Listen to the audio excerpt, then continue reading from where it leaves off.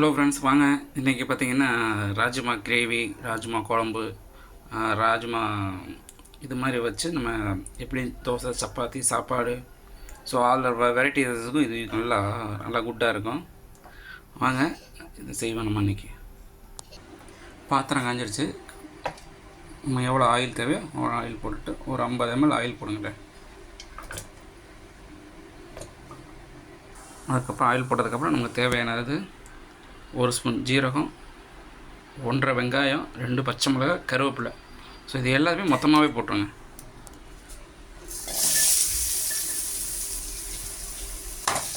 நல்லா கலரி விடுங்க. ஃபஸ்ட்டு சும்மா ஹை ஃப்ளேமில் வச்சு வெங்காயம் வதக்கிற அளவுக்கு ரெடி பண்ணுங்கள். வெங்காயம் ஓரளவு நல்லா வதங்கிருச்சு. இப்போ ஒரு 2 ஸ்பூன் இஞ்சி பேஸ்ட், இஞ்சி பூண்டு போட்டுங்க.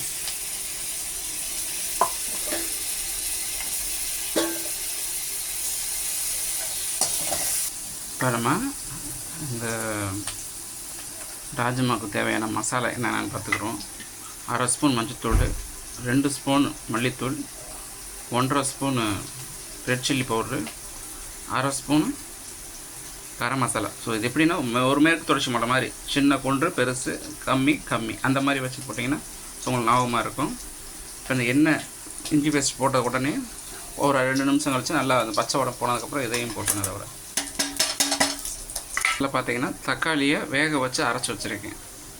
ஏன்னா ரொம்ப நேரம் நமக்கு எடுக்க வேணாம்ல, அது ஒன்று அதே மாதிரி பண்ணிக்கோங்க. இந்த வேக வச்ச தக்காளியை நீங்கள் ரசத்துக்கு யூஸ் பண்ணுங்கள், சூப்பராக இருக்கும். ரசத்துக்கு இந்த மாதிரி வேக வச்சுட்டு நீங்கள் அதில் ரசம் பண்ணுங்கள், நல்லா டேஸ்ட்டாகவும் இருக்கும்.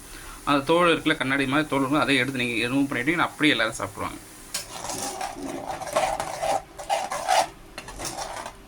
இதனால் நுர விட்டு நல்லா மேலே வந்து இந்த எண்ணெய் பிரிஞ்சு வந்த வரைக்கும் வெயிட் பண்ணிவிட்டு அதுக்கடையில் இந்த ராஜ்மாவை ஒரு 6, 7, 8 விசில் கூட விட்டுட்டு நல்ல மாவு மாதிரி ஆகிற அளவுக்கு வேக வச்சுருங்க.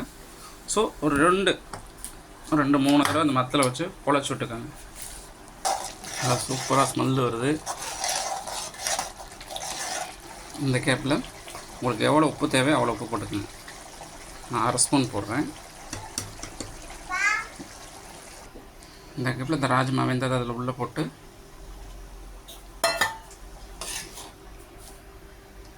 போட்டு 1, 2 இடித்து போட்டு நல்லா போட்டு வேக போட்டுருங்க.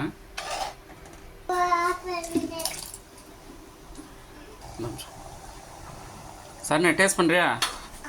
அந்த டேஸ்ட் நான் கட்டு, கை கட்டு டேஸ்ட் பண்ணி சொல்லு, எப்படி இருக்குது? சூப்பராக இருக்கா? ஓகே ஃப்ரெண்ட்ஸ், ராஜ்மா சென்னாவும் இது ரெடி ஆகிடுச்சு கிரேவி. ஸோ நீங்கள் சப்பாத்தி, தோசை, சாப்பாடு இது எல்லாத்துக்கும் ரெடி பண்ணுங்கள், சாப்பிடுங்க, என்ஜாய் பண்ணுங்கள். வேறு ஏதாச்சும் உங்களுக்கு சமையலில் ஈஸியாக பண்ணணுன்னா கேளுங்க, இதே மாதிரி பண்ணுவோம். பாய்.